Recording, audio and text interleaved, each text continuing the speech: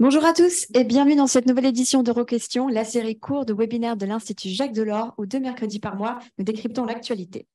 Aujourd'hui, nous avons le plaisir d'accueillir Lucas Maczek, chercheur associé de l'Institut Jacques Delors et nouveau chef du centre Grande Europe de l'Institut Jacques Delors consacré à l'élargissement. Suite au sommet UE-Balkans de l'hier à Tirana, quelles conclusions pouvons-nous tirer du relancement du processus d'élargissement de l'Union européenne?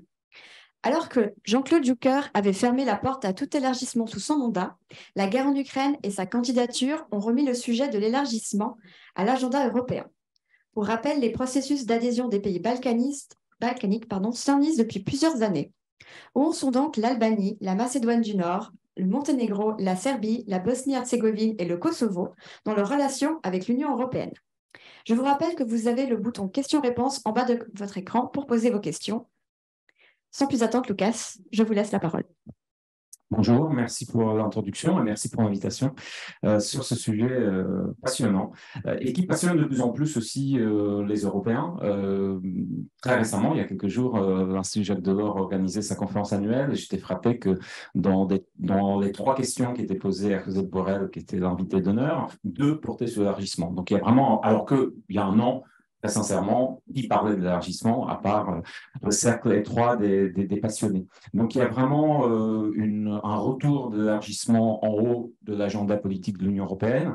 Et bien évidemment, la question des Balkans occidentaux est centrale, même si les Balkans occidentaux n'ont pas l'exclusivité de l'élargissement, puisqu'il y a aussi l'ancienne et épineuse question de la Turquie, bien évidemment, et il y a désormais aussi la question de l'Ukraine, de la Moldavie et peut-être un jour de la Géorgie. Alors, pour se concentrer sur les Balkans, il faut peut-être partir d'un constat, c'est que la relation des Balkans occidentaux, des pays et des citoyens des Balkans occidentaux, des pays des Balkans occidentaux, à l'égard de l'Union européenne, à l'égard de la perspective européenne, comme on dit, pour leur pays, oscille depuis des années entre espoir et frustration. D'un côté, on voit que à l'exception notable de la Serbie, d'immenses majorités des citoyens de ces pays voient dans l'Union européenne un espoir, voient dans l'Union européenne l'aboutissement logique de l'évolution de leur pays. Alors effectivement, la Serbie est un cas un peu à part, d'autant plus que les chiffres que vous avez devant vous datent de 2021. Or, en 2022, plusieurs sondages ont montré qu'en Serbie, même les adversaires de l'adhésion seraient devenus légèrement majoritaires. On voit aussi qu'en termes de projection, en termes d'anticipation de calendrier, on voit des grands écarts. Là encore, la Serbie est de loin le pays le plus sceptique, avec 44% des Serbes qui pensent qu'au fond, ce processus n'aboutira jamais. Mais on voit bien que c'est un sujet qui mobilise les opinions et qui recueille un soutien très massif au niveau des opinions. Alors, pourquoi frustration? Frustration parce que tout ça, ça dure depuis longtemps. Et on a connu ça dans les pays d'Europe centrale et orientale en vue de l'élargissement de 2004. Pourtant, j'y reviendrai, le processus était beaucoup plus rapide d'une certaine manière. Et cette frustration était particulièrement visible au moment de l'annonce de cette espèce de voie express prise par l'Ukraine et la Moldavie pour accéder au premier pas dans la procédure d'élargissement, qui est celui de la reconnaissance officielle par l'Union européenne de statut de pays candidat, où effectivement de nombreux leaders des pays des Balkans occidentaux et de nombreux citoyens avaient le sentiment de se faire doubler d'une manière quelque part déloyale. Et donc, il y a eu un certain nombre de citations assez fortes qui exprimaient cette frustration. Alors, quelques données juste pour situer les choses. Lara a énuméré les pays dont nous parlons. Peut-être juste deux remarques par rapport au tableau que vous avez sous les yeux. Et si on peut ajouter le tableau suivant, on voit que du point de vue économique, ce sont des pays qui se situent grosso modo quelque part du côté des pays qui étaient économiquement les plus faibles, parmi ceux qui ont adhéré en 2004-2007. Hein. On se situe quelque part entre la Croatie ou la Pologne de 1995 et la Bulgarie, la Lettonie de 2004. Clairement, il y a un défi économique en termes de gap entre le niveau de vie et la performance économique de ces pays et la moyenne de l'Union européenne d'aujourd'hui. Et puis, autre marque évidente, il s'agit plutôt des petits pays, voire des très petits pays, à l'exception de la Serbie, qui se situe dans une catégorie à peu près en termes de démographie, par exemple, la Bulgarie, proche bien évidemment de cette région. Alors, c'est un processus très long qui a commencé dès 2000 avec deux conseils européens importants, celui de 2000 à Feira et celui de 2003 à Thessalonique, qui ont lancé cette idée que tous les pays des Balkans occidentaux ont une perspective européenne. C'est-à-dire, on ne discute pas si un jour ils vont adhérer à l'Union européenne s'ils le souhaitent. La seule question, mais question difficile, c'est quand et comment. Slide suivant, s'il vous plaît. Alors, c'est un processus très long. Je vous propose ici un tableau qui résume un peu à la fois la longueur de ce processus et la disparité relative de ce processus, avec bien évidemment la Croatie qui se détache complètement, avec un démarrage du processus qui s'est fait en 3 ans, entre 2003 et 2005, avec dépôt de la candidature, statut de candidat accordé, ouverture des négociations, coup sur coup, et une adhésion qui intervient 8 ans plus tard, en 2013. Rien à voir avec les autres pays de la région, avec le cas sans doute le plus emblématique de la longueur de ce processus, la Macédoine du Nord, pour des raisons bien connues de litige avec la Grèce et plus récemment avec la Bulgarie, avec le dépôt de candidature en 2004, un accord d'association et de stabilisation signé dès 2001, il y a 21 ans, candidature déposée en 2004, statut de candidat accordé l'année suivante, en 2005, et l'ouverture des négociations seulement en 2022. Voilà, là pour le coup, on est très très loin par rapport à ce qu'on avait en 2004. Petite comparaison, grosso modo, pour faire simple, les pays qui ont adhéré en 2004-2007 et en 2013 avec la Croatie, l'attente tournait autour de 10 ans, entre le moment de dépôt officiel de la candidature et le moment de l'adhésion. On voit que de ce point de vue-là, les candidats actuels se situent plutôt de l'ordre de 20 ans, et encore, il n'y en a aucun qui est proche d'une adhésion. Donc, il faudra sans doute encore attendre plusieurs années, alors combien, je n'en sais rien, mais plusieurs années pour en arriver à... Donc, ils vont sans doute, lorsqu'ils adhéreront, ils vont adhérer au bout de 20, 25, peut-être plus d'années d'attente. Alors, tout ceci s'explique, ce processus très long. Il y a des causes assez évidentes, mais je me permettrai de rapidement les examiner. Du côté des pays candidats, quelque part, c'est des pays qui ont eu la double peine. Si je le dis un peu rapidement, ils ont eu le communisme et ils ont eu la guerre. Et les tensions ethniques, évidemment, qui se cachaient derrière et qui, malheureusement, persistent. Donc, l'héritage de la guerre ou des guerres des années 90 est très difficile et s'est avéré un handicap très lourd que les pays de l'élargissement de 2004-2007 n'avaient pas à gérer. C'est des pays qui restent face à des défis en termes de stabilité. On a encore vu très récemment avec l'augmentation des tensions entre la Serbie et le Kosovo, mais on le voit aussi dans cette histoire sans fin avec la Macédoine et ses voisins. Et je pourrais continuer, on pourra y revenir dans le débat si vous le souhaitez. Ce sont des pays qui restent, on l'a vu avec les chiffres que j'ai donnés tout à l'heure sur le PIB par habitant, des pays qui restent fragiles, qui restent avec un retard de développement économique qui est quand même très net, et une faiblesse économique qui est aussi liée au fait qu'il s'agit des pays relativement petits, souvent enclavés, avec une image aux yeux des investisseurs internationaux qui pose problème précisément pour deux raisons que je viens d'évoquer. Et donc, ce sont des pays qui ne connaissent pas, par exemple, le boom d'investissement comparable à ce qu'a connu la Pologne, la Hongrie ou la République tchèque dans les années 90. D'autant plus aussi que un des éléments qui favorisait les investissements dans les pays d'Europe centrale, c'était le fait qu'à peu près tout le monde croyait dans une adhésion relativement imminente de ces pays à l'Union européenne, alors que cette confiance dans l'aboutissement de cette fameuse perspective européenne est évidemment beaucoup plus aléatoire et beaucoup moins évidente pour les pays en question. Il y a évidemment un gros sujet de manque de réforme de fond, les points que la Commission européenne répète tous les ans dans ses rapports réguliers, et on peut effectivement questionner la sincérité des classes politiques à la tête de ces pays dans leur engagement pour des réformes demandées par l'Union européenne. Des choses qu'on a connues, là encore, en Europe centrale orientale, mais sans doute dans les pays des Balkans, ou en tout cas dans la majorité d'entre eux, on est confronté à ce problème d'une manière plus forte. Et là encore, parce que finalement, quelque part, la carotte de l'adhésion est de plus en plus théorique et de moins en moins crédible, là où, au contraire, dans les pays d'Europe centrale orientale, plus on avançait, plus on voyait quand même le bout de tunnel, si je puis dire, par rapport à l'adhésion.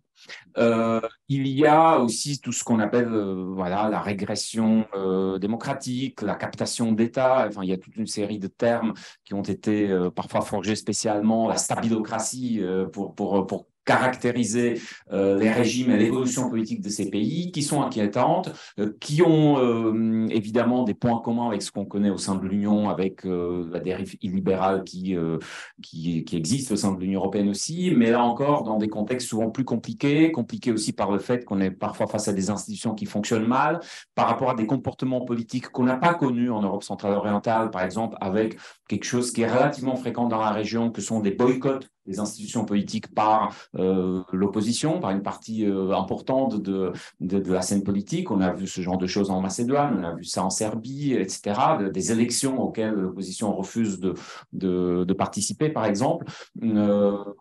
Souvent des classes politiques extrêmement polarisées, en Albanie, par exemple, avec une incapacité totale de trouver un consensus qui permettrait, au nom du bien supérieur du pays, autour de la question de l'adhésion, de faire une espèce d'union sacrée.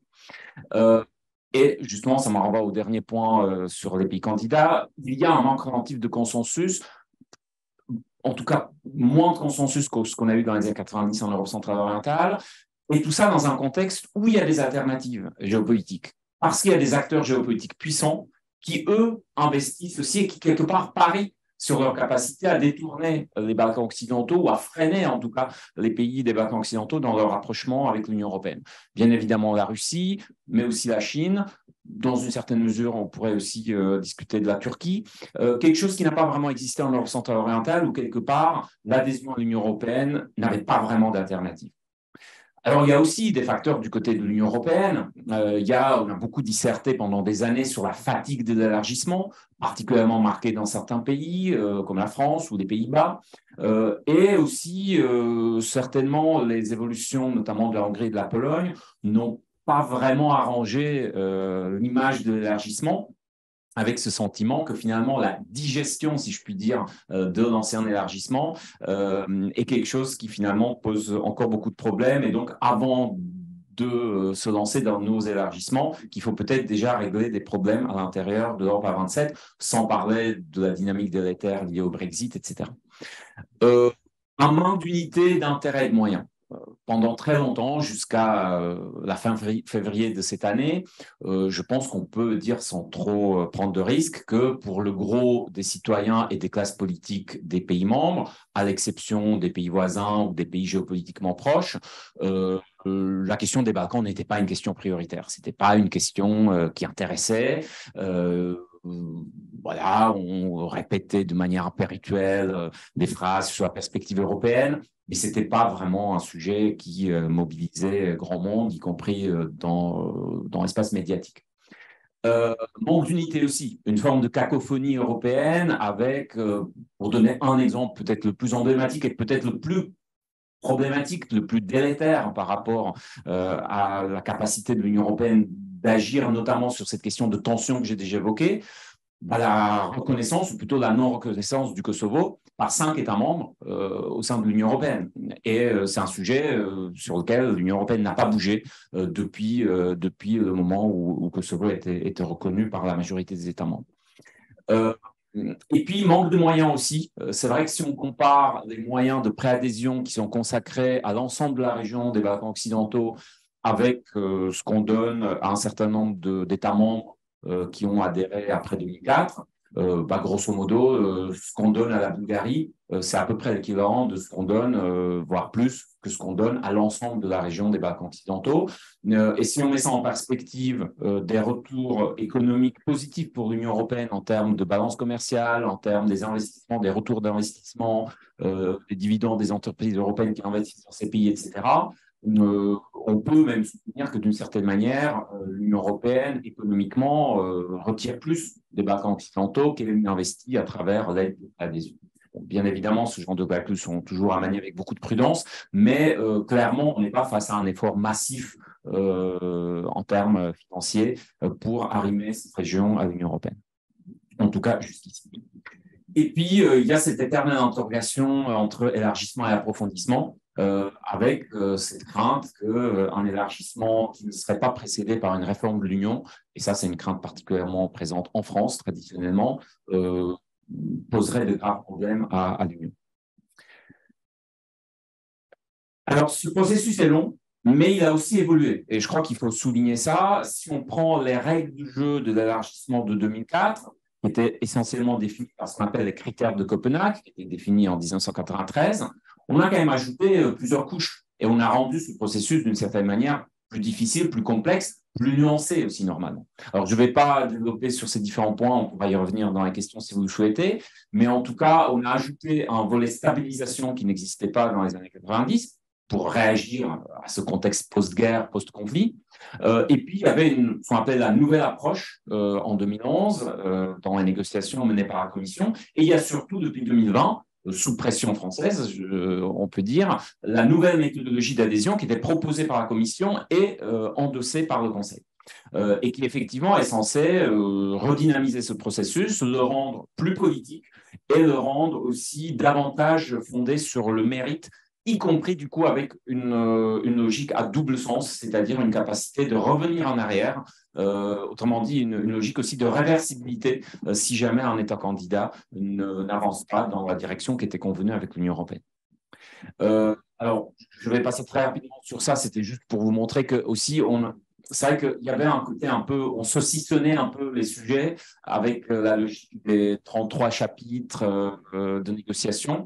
La nouvelle méthodologie regroupe ces chapitres en 6 groupes thématiques majeurs, ce qui permet sans doute une approche un peu plus globale et encore une fois un peu plus politique, avec un peu plus de priorité et de visibilité dans ces différents domaines. Bien évidemment, le plus important est le premier groupe, celui qu'on appelle les fondamentaux, où on retrouve tous les éléments clés, l'état de droit, démocratie, justice, etc. Alors, est-ce que pour autant, avec tous ces changements, on a réellement tiré les leçons qu'il fallait tirer de l'élargissement 2004? Alors, ma réponse est plutôt que non, mais là encore, on pourra en débattre plus tard. Et notamment, quelles sont ces leçons? Alors, je crois que la première leçon, c'est qu'il faudrait avoir une approche plus politique. Alors, c'est ce que la nouvelle méthodologie essaie de faire, mais il faut attendre voir si ça se traduira par des faits. Qu'est-ce que j'entends par là? De davantage faire sentir aux pays candidats et à leurs citoyens qui sont réellement en train de rejoindre un projet politique, une famille politique, plutôt que de passer leur temps à débattre des sujets extrêmement techniques, des normes de sécurité de tel ou tel produit, etc. Et c'est un peu cette perception-là qui prévalait avant 2004 dans les pays d'Europe centrale orientale et qui prévaut aujourd'hui dans les Balkans. Donc il y a un enjeu pour changer ça, pour vraiment mettre en avant ce qui est important, c'est-à-dire ce qui est politique. Leçon numéro 2, avoir du courage politique, dire aussi des choses désagréables. Alors, c'est ce que l'Union européenne fait de temps en temps. Par exemple, aujourd'hui, avec la déclaration de Tirana, il y a quand même des choses assez claires qui ont été dites en direction de la Serbie sur les sanctions russes. Mais voilà, je crois que c'est quelque chose qu'on n'a peut-être pas toujours fait avant 2004. Il y a ce côté binaire du processus où on est candidat et ensuite on est membre. Et entre les deux, il n'y a pas grand-chose ou presque rien. Et on passe de très peu à énormément, notamment sur le plan financier. Et donc là, c'est cette idée d'adhésion graduelle qui est en train de monter. Il y a plusieurs think tanks qui travaillent dessus, qui ont fait des propositions très intéressantes. Et le principe a été acté et il réapparaît d'ailleurs dans la déclaration finale du sommet d'hier. Et puis la quatrième leçon, c'est qu'il faut évidemment travailler beaucoup plus qu'on ne l'a fait en 2004 et encore plus qu'on ne l'a fait en 2013 au moment de l'adhésion de la Croatie. Il faut travailler avec les opinions publiques pour bien expliquer le sens profond de cette adhésion qui, particulièrement dans le contexte de la guerre en Ukraine, est quand même un sens extrêmement profond et, à mon avis, tout à fait explicable aux citoyens. Alors, pour terminer, est-ce qu'aujourd'hui, on est face à des signes d'une relance?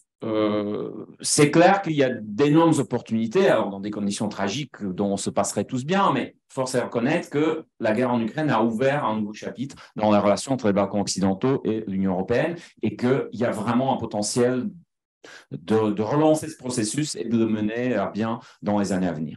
Mais il y a aussi des risques, on l'a vu, avec cette frustration, ce sentiment que d'autres pays, du coup, vont être au centre d'intérêt de l'Union européenne. Le sommet de Tirana, alors comme pour tout sommet, on pourra discuter si c'est le verre à moitié vide ou plein, mais si on compare la déclaration finale de Tirana avec celle du dernier sommet à Brdo, en Slovénie, il y a à peu près un an, on voit quand même qu'il y a plus de volontarisme, il y a plus du concret, il y a plus d'affirmations fortes. Donc, je dirais quand même que le sommet de Tirana, même si bien sûr on peut toujours le trouver décevant, mais je pense qu'il envoie quand même un certain nombre de signaux intéressants. On pourra y revenir. Il y a des signes clairs.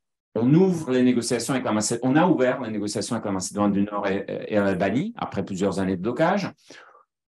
Il paraît assez plausible que le statut de candidat sera donné à la Bosnie. D'ailleurs, décision discutable, décision très politique, très volontariste, et qu'il faudra suivre de près, c'est-à-dire il y aura sans doute des conditions, il faudra suivre de près la capacité de la Bosnie-Herzégovine à respecter ces conditions. On va très probablement vers quelque chose qui était aussi un sujet qui traînait depuis longtemps, la libéralisation des visas pour le Kosovo, dernier pays de la région qui ne bénéficiait pas de ce dispositif. Ces dernières semaines et même ces derniers jours, on parle beaucoup des contacts officieux, d'une relance notamment sous l'impulsion franco-allemande, d'un processus de rapprochement, de recherche d'un arrangement entre la Serbie et le Kosovo. Il faudra suivre ça de très près, mais là aussi, les choses ont l'air de bouger un peu. Et puis, il y a surtout cette idée d'intégration graduelle qui, à mon sens, ouvre vraiment un champ d'opportunités énorme. Encore faut-il que les pays candidats, d'abord, et l'Union européenne s'en saisissent d'une manière créative et volontariste, ce qui est loin d'être gagné. Mais là encore, le fait que ce concept soit réaffirmé dans la déclaration de Tirana me paraît encourageant. Et puis, il y a un nouveau cadre, la communauté politique européenne, que je considère comme très ambigu. Elle pourrait devenir, à mon avis, un cadre intéressant pour booster le projet d'élargissement, mais elle peut aussi devenir une voie de garage qui, au contraire, va de fait freiner l'élargissement. Et je pense que le sommet de Prague, le premier sommet de la CPE, n'a pas vraiment répondu à cette question. On voit que clairement, on a écarté l'idée de faire de la CPE un outil au service de l'élargissement, en tout cas au service exclusif de l'élargissement, ce qu'on a pu croire peut-être au début que ça pourrait l'être. Mais je ne pense pas que ça a fermé la porte pour que quand même, au sein de la CPE, notamment cette construction d'une forme d'appartenance, de création, de construction progressive d'un sentiment d'appartenance politique au club, à la famille européenne, c'est peut-être quelque chose que la CPE peut booster et ça peut effectivement aider beaucoup le processus d'élargissement pour les raisons que j'ai exposées. J'ai explosé le temps, je m'excuse, lapsus révélateur, mais j'espère quand même qu'on aura un peu de temps pour réagir à quelques questions. Merci. Merci beaucoup, Łukasz. Donc, comme vous l'avez souligné, le processus d'élargissement va nous occuper dans les prochains mois. Donc, on a reçu quelques questions. Une première, peut-être, comment expliquer le changement de position de la France sur l'élargissement depuis la guerre en Ukraine? Pourquoi les réticences se sont-elles atténuées? Alors, pour avoir toujours été, pour des raisons en partie personnelles, très intéressé par cette question, je voudrais déjà introduire un premier élément, c'est que je pense qu'il y avait toujours un décalage entre la perception vue de l'extérieur de l'attitude française, la réalité de cette attitude, et effectivement, tout ça est en train de bouger. Alors, je pense que la perception a toujours été plus dure que la réalité. Alors, la France n'a jamais, alors, sauf dans les années 60 avec Général de Gaulle, mais dans les années 90, au début des années 2000, la France n'a pas posé un veto. Alors, elle l'a fait un peu avec les Balkans occidentaux en 2018, mais disons que la France a cette réputation d'être un pays anti-élargissement qui, en partie, est un peu exagéré, mais qui a des raisons d'être. Et je pense qu'en partie, c'est à cause de cette vieille idée française que l'élargissement et l'approfondissement ne font pas bon ménage, et le sentiment que ce qui définit la construction européenne, c'est surtout l'approfondissement, ce qui est une perception discutable, car à mon avis, la construction européenne a deux jambes qu'il ne faut pas opposer l'une à l'autre, et il ne faut pas considérer qu'il y en a une qui est plus importante que l'autre. pour faire l'Europe, il faut l'approfondir, mais il faut aussi l'élargir. C'est-à-dire, si on a une Europe approfondie entre 6 pays, c'est pas une Europe, c'est un bout d'Europe. Et les pères fondateurs ont clairement ouvert un projet qui avait une vocation continentale, une vocation européenne, et de ce point de vue-là, l'élargissement fait partie du cœur. Donc, je pense qu'en France, il y a cette gêne-là. Après, il y a aussi une question des intérêts. C'est vrai que souvent, les pays d'Europe centrale et orientale et de l'Europe balkanique n'ont pas forcément une grande proximité avec la France. Et sur certains sujets qui tiennent à cœur à la France, par exemple l'Europe sociale, c'est souvent des pays qui se retrouvaient plus dans une approche plus anglo-saxonne, plus orientée vers le marché, etc. Pareil, sur la politique étrangère, c'est souvent en général, à l'exception notable de la Serbie, des pays très atlantistes. Là encore, ce n'est pas forcément le centre de gravité de l'attitude française par rapport à ces questions-là. Donc, il y a aussi comme ça des divergences d'intérêts. La France sait que ce sont des nouveaux États membres qui ne seront pas forcément en soutien des initiatives françaises. Un peu dans l'autre sens que parfois l'Allemagne peut penser par rapport à l'Europe du Sud, ou au contraire, la France a tendance à plutôt pousser l'ouverture de projets européens en direction des pays du Sud, ou là où l'Allemagne serait peut-être parfois un peu plus prudente. Merci beaucoup. Et peut-être justement sur la Serbie, pourquoi certains positionnements de la Serbie peuvent poser problème, notamment pro-russe, dans la candidature pour intégrer l'Union européenne? Alors, la Serbie, pour des raisons historiques, pour des raisons culturelles, pour des raisons religieuses, et on pourrait continuer aussi à cause de l'histoire récente, les bombardements de l'OTAN, la question du Kosovo, a des relations privilégiées avec la Russie comme aucun autre État membre. Peut-être que la Bulgarie s'en approche un peu, mais à peine. Donc, qu'on le veuille ou pas, la Serbie est un pays qui a une ouverture à l'égard de la Russie et avec une forte résonance à l'intérieur de l'opinion publique serbe de tout ce qui touche à la Russie et une influence russe qui est forte. Donc, de ce point de vue-là, il n'est pas très étonnant que la Serbie, aujourd'hui, joue les équilibristes. D'un côté, à l'ONU, elle condamne. De l'autre côté, elle ne veut pas se joindre aux sanctions. Elle signe pour le gaz russe. Donc, elle est dans une forme d'ambiguïté qui, effectivement, à mon avis, tôt ou tard, devra être levée. Et je pense que l'Union européenne, là, pour le coup, à un moment donné, doit mettre la Serbie devant un choix parce qu'on ne peut pas être un candidat et se détacher trop de la ligne commune. De ce point de vue-là, parfois, on compare ça avec la Hongrie, mais là encore, la Hongrie dit beaucoup de choses, mais dans les faits, jusqu'ici, alors jusqu'au paquet financier d'aujourd'hui, mais en tout cas les vagues de sanctions précédentes, la Hongrie râlait, protestait, organisait des consultations de ses citoyens pour montrer que c'est mauvais, mais à Bruxelles, elle ne cassait pas l'unanimité. Donc voilà, il faudrait que la Serbie aussi à un moment donné fasse un effort, et je comprends que c'est douloureux pour la Serbie pour des tas de raisons. Merci beaucoup. Peut-être une autre question. Est-ce que vous pouvez détailler le rôle que pourra avoir la communauté politique européenne, donc la CPE, sur le défi de l'élargissement? Est-ce que déjà des éléments de réponse stratégique de la part du premier sommet à Prague et des discours de chacun? Alors, Prague a montré qu'il y a une perspective possible, à savoir une CPE purement intergouvernementale qui ne veut surtout pas assumer un lien explicite avec la construction européenne, avec l'Union européenne, avec l'idée que c'est le prix à payer pour notamment avoir les Britanniques dedans. C'est un choix qui est légitime, on peut le choisir. Personnellement, je pense que ce n'est pas le seul choix et que ce n'est pas le choix nécessaire. Je pense qu'on pourrait imaginer CPE comme un cadre dans lequel l'Union européenne, aux différents partenaires, propose différents programmes de travail avec différents projets. Et donc, effectivement, la CPE peut être un cadre commun pour que l'Union européenne mette de l'ordre dans ses relations avec d'autres pays européens. Donc, ça peut être le cas de trouver un arrangement post-Brexit avec le Royaume-Uni, ça peut être un cadre pour discuter avec la Suisse, par exemple, et ça peut être aussi un cadre pour justement accompagner, booster l'élargissement. Et notamment autour de cette idée de politiser davantage. C'est-à-dire, je pense que la CPE, ou en tout cas une formation élargissement à l'intérieur de la CPE, pourrait être un bon cadre pour renforcer ce sentiment d'appartenance. Le Premier ministre albanais, il y a quelques mois, quand il venait déçu de Bruxelles en juillet dernier, a dit le problème, c'est qu'on ne se sent pas comme des membres de la famille, mais comme des invités qu'on invite et qui repartent après. Je paraphrase à peu près ce qu'il a dit.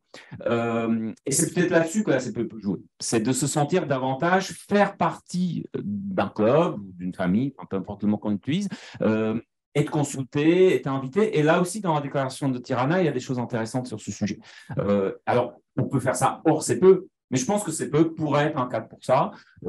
Maintenant, c'est vrai que Prague, pour moi, n'a pas fermé les portes, mais a quand même montré une direction qui, pour le coup, sera un peu différente, qui sera une espèce de G20 européen géopolitique, ce qui peut être très utile, surtout dans le contexte de la confrontation avec la Russie. Mais c'est peut-être dommage d'en rester là, et je pense que affirmer quand même un lien avec l'élargissement est important, justement pour éviter qu'on oppose les deux. Et justement qu'on tue ce sentiment que la CPE est un leurre, comme j'ai dit tout à l'heure, une voie de garage où on essaie de proposer un marché de dupes en fait aux pays candidats. Merci beaucoup. Une prochaine question. À l'élargissement aux Balkans occidentaux, ne reste-t-il pas de provoquer un blocage institutionnel de l'Union européenne si des régimes illibéraux avaient un pouvoir dans ces pays après l'adhésion, comme avec la Hongrie ou la Pologne? C'est une question très importante et honnêtement extrêmement difficile. Parce qu'il y a aussi un côté un peu poulet-l'œuf, c'est-à-dire est-ce qu'on peut, sans trop de dommages politiques, promettre des choses et ne jamais les tenir, de peur qu'un jour il peut y avoir des retours de bâton. Donc je pense qu'à un moment donné, en politique, il faut aussi prendre un risque. Et je pense que d'une certaine manière, en fait, je pense que pour peser sur les choix d'un pays pour qu'il reste respectueux de certaines valeurs, la configuration idéale, c'est lorsque c'est un pays candidat qui veut et croit à son adhésion. Et c'est ce qui était le cas des pays d'Europe centre-orientale dans les années 90. C'est l'exemple emblématique de la Slovaquie à la fin des années 90 et une espèce de success story de cette capacité de l'Union européenne à remettre un pays, entre guillemets, dans le droit de chemin de l'état de droit, de la démocratie, etc.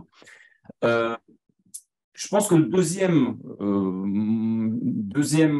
moins mauvais cas de figure, c'est un pays membre de l'Union. Alors, on voit à quel point c'est compliqué, on le voit aujourd'hui avec la Hongrie et la Pologne, mais je pense quand même qu'il y a des moyens d'agir. Et en plus, l'Union européenne est en train de développer ça, est en train de s'améliorer dans cette capacité à gérer ça. Donc, je suis plutôt confiant. Et je pense que d'une certaine manière, la pire solution, c'est là où on a le moins de prise sur l'évolution de ces pays, avec aussi des enjeux forts pour la société civile, pour les citoyens qui sont malheureux de cette évolution et qui voudraient le changer et qui ont besoin d'appui pour ça. C'est lorsque vous êtes face à un pays candidat qui a perdu toute confiance dans le processus et qui en fait continue à être formellement candidat et de fait ne bouge pas. C'est là où l'Union européenne devient complètement impuissante et voit juste une régression à ses frontières avec tous les risques en termes de stabilité, de crédibilité, etc. que ça porte pour le projet européen. Donc, moi, je pense que c'est un risque à prendre, mais à prendre d'une manière mesurée. Et encore une fois, en étant créatif. D'où cette idée de réversibilité, d'où effectivement cette idée d'une intégration graduelle qui permet quelque part de faire, je vais utiliser un terme un peu, on va me le reprocher peut-être, mais une sorte de période d'essai. Quelque chose qu'on n'avait pas dans les anciens systèmes. Il y avait une tentative avec la Bulgarie et la Roumanie avec un dispositif qui n'a pas forcément donné des résultats très convaincants. Donc, voilà, je pense qu'il faut aller dans ce sens-là. Et il faut aussi faire confiance, quelque part, à la société civile dans ces pays. Et encore une fois, une société civile encouragée par une dynamique européenne et une société civile beaucoup plus à même de contrer des tendances autoritaires des gouvernements en place qu'une société civile déçue, frustrée, qui se sont abandonnée. Merci beaucoup. Et peut-être une dernière question. Comment va évoluer l'équilibre européen des forces politiques en intégrant ces nouveaux pays, d'après vous?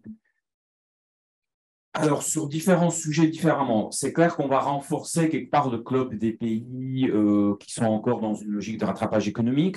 Donc, on peut imaginer des discussions encore plus difficiles sur les fonds structurels, etc. on va importer, comme avec chaque élargissement, des questions géopolitiques qu'on n'avait pas avant et des sensibilités qu'on n'avait pas avant. Voilà, on le voit aujourd'hui avec la Bulgarie qui bloque sur des raisons d'ailleurs qui sont extrêmement discutables, extrêmement critiquables. Et l'Union européenne, quelque part, là aussi, a cédé à une forme de chantage qui, à mon avis, mérite discussion et réflexion. Voilà, je pense qu'on était dans les autres États membres, dans les États membres d'avant 2004, on n'était pas forcément prêt à voir qu'un pays impose comme ça, un pays candidat, des considérations identitaires dans les textes fondateurs, etc. Donc, on peut avoir des sensibilités, des thématiques, des problématiques liées aux questions de minorité, à toute cette logique post-conflit, etc. Donc, tout ça va ajouter à la diversité au sein de l'Union européenne et ça peut effectivement faire basculer les équilibres sur certains sujets. Après, ce qu'on observe quand même avec les élargissements précédents, c'est que dans la plupart des cas, sur l'immense majorité des sujets, les nouveaux États membres sont plutôt suivistes, plutôt légitimistes, et on a pu observer, vous savez, le discours sur, enfin, j'ai beaucoup entendu avant 2004 ce discours qui consistait à dire déjà à 15 on n'y arrive pas, alors comment on arrivera à 25? Bah, non, les institutions n'ont pas été bloquées, et quand vous voyez les avancées de la construction européenne, des choses très ambitieuses qui ont pu être adoptées ces 20 dernières années, on ne peut pas dire que la machine bruxelloise s'est arrêtée, loin de là. Donc, je pense qu'à la limite, ce sont plus des facteurs externes, des crises auxquelles il faut faire face, qui sont des facteurs beaucoup plus importants que le fait de savoir si on a 25 ou 30 ou 27 États autour de la table, même si, encore une fois, il y a des choses qu'il faudra interroger. Le droit de veto individuel d'un seul pays lorsqu'on est à 30, 34 États, effectivement, ça devient quelque chose de problématique, pour ne pas dire absurde. Donc, il faudra avoir le courage d'aborder ces questions-là. Ça va être très compliqué, mais je n'en ferai pas forcément le sujet dominant. Je crois que, encore une fois, on est, surtout dans le contexte de la guerre en Ukraine, je vais peut-être terminer sur une phrase, j'aime bien paraphraser quand on parle de l'élargissement, la fameuse citation qui est peut-être apocryphe, je n'ai jamais vérifié, d'Abraham Lincoln sur l'éducation.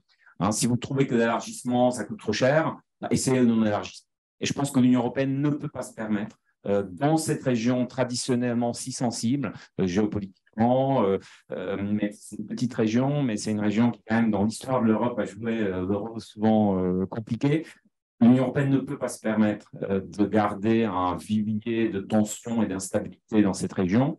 Et si elle le laisse prospérer sans y agir, à long terme, ça lui coûtera beaucoup plus cher, je pense, financièrement, mais aussi politiquement, que si elle assume ce défi d'intégrer. Alors, un rythme qu'il faudra fixer, avec effectivement une approche dure sur la question du mérite et sur la question de réversibilité, etc.